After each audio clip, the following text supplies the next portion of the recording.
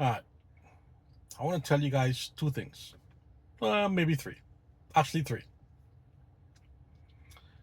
The normal course of event when a public figure passes away, irrespective of how that public figure is no longer with us, is the family member either put out a statement or through a public relations officer make a statement in a news conference, or the family may designate a particular family member, normally the parents, brother, sister, uncle, aunt, to make a public statement at the news conference. I find it particularly disturbing. And by the way, there is nothing that say that the family member during the grieving process has to make these public statements. But rarely do I see, or have I ever seen, where a public figure is no longer with us, where a family member or the representative of a family member did not put out some sort of public statement. It is particularly suspicious that CK family members have not done so as yet.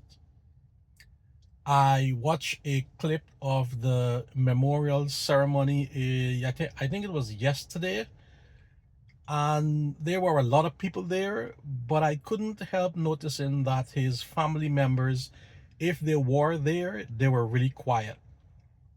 It is as it wouldn't be a stretch or wrong for someone to assume, based on their reaction, that his family members weren't exactly proud or a big endorser of some of the ideology CK was involved in. The second thing is the First Amendment, free speech. I realize there is a confusion about who the First Amendment protects.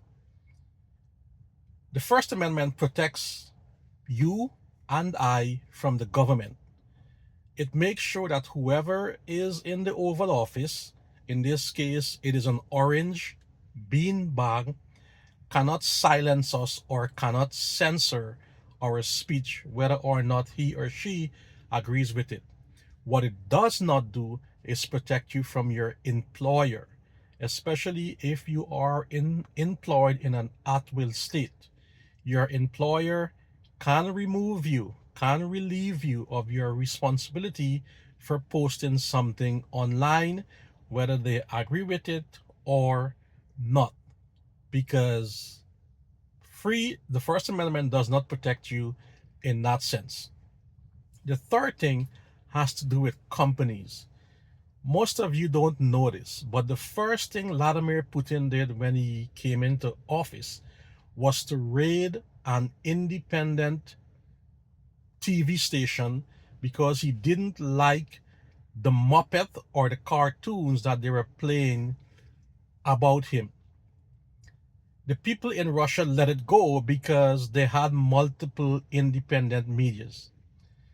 In hindsight, they realized that that was the point at which Putin began to gradually take over Russia.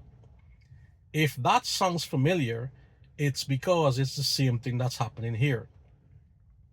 What the people in Russia wished was that their corporations stood up to what was an obvious takeover of the media. Disney and Nexstar and Sinclair chose to protect their bottom line. They chose profit over freedom. And we should not allow them to get away with this. We should never allow Disney to forget that its first responsibility was to protect the Constitution of the United States, and it failed to do that. We should not allow Nexstar or Sinclair, the two largest provider of local newscast stations, to forget that without the Constitution, without the First Amendment, there would be no business. And this reminded me of something I concluded a long time ago. Businesses don't particularly care for the type of government a country has. All they care about is whether or not they can figure out a way to make money in that system. So, Disney, all the law firms, all the other corporations that are given in to Trump know that whatever the system is, somehow they're still going to make money. What they are getting wrong is that the more you give in to a bully, is the more confident they have and the more likely they are to come back at you. ABC should have known this because ABC, I believe, paid Donald Trump $16 million. And they thought, oh, that was the end of it. Here, Donald Trump again is taking something else away from ABC through its parent company, Disney. Giving in to bullies don't send them away. It just empowers them to come back for more. And finally, the Supreme Court. I've been wondering, why is the Supreme Court giving Trump all these victories? Trump loses in the lower courts, he gets to the Supreme Court and he wins all the time.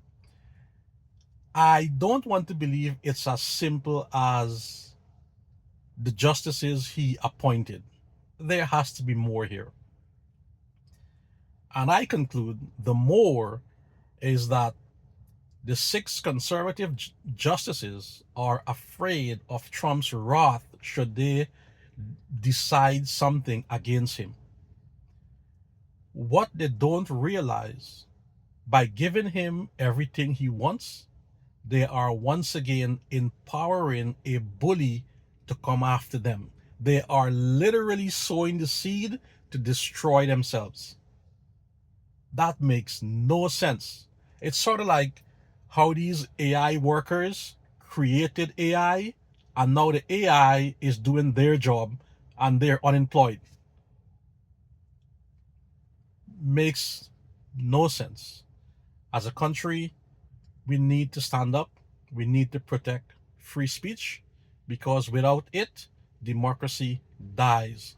Free speech is the one thing that every dictator hates. And this is my last thing too.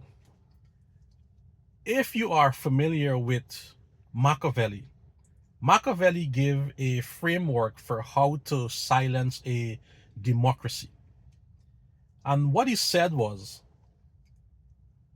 the person in charge, in this case it's the beanbag, the orange beanbag, never do the work themselves.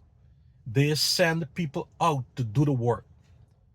And when the citizens starts to complain about the cruelty of those who are doing the work, the person in charge, in this case the orange beanbag, blame the person who is doing the work and subsequently get rid of them. In this case, it is the FCC chairman, it is the FBI director, and the attorney general. They are the people who Trump has sent out there to do the work, and when people start complaining about their cruelty, he blames them for it, and he will quickly get rid of them. This is the reason why people go to town hall meetings with their representative and yell at them, but still support Trump. This is a classic Machiavelli way of taking over a nation that is democratic. This is also the reason why everyone or anyone who gets involved with Trump ends up losing everything, and Trump never lose anything at all. Because at the end of the day, he's not the one directly doing it. He's having them do it and they're paying the price for it. There have never been anyone who associated themselves with this individual who hasn't paid the price. Think of Rudy Giuliani. 9/11, he was The American mayor. If that guy wanted to run for president back then, he would have won. Where is he now? Has nothing. The My Pillow guy has nothing. His fixer, the lawyer, went to jail. All these people, and these are just but a few, who backed Trump, end up losing everything. Let's be smarter. Let's defend our country. Let's defend our constitution. Let's stand up to bullying. Let's deny dictatorship. Let's deny authoritarism. I know I got that one wrong, stuttering and all. This is America, damn it. We are better than this. We are so much better than this.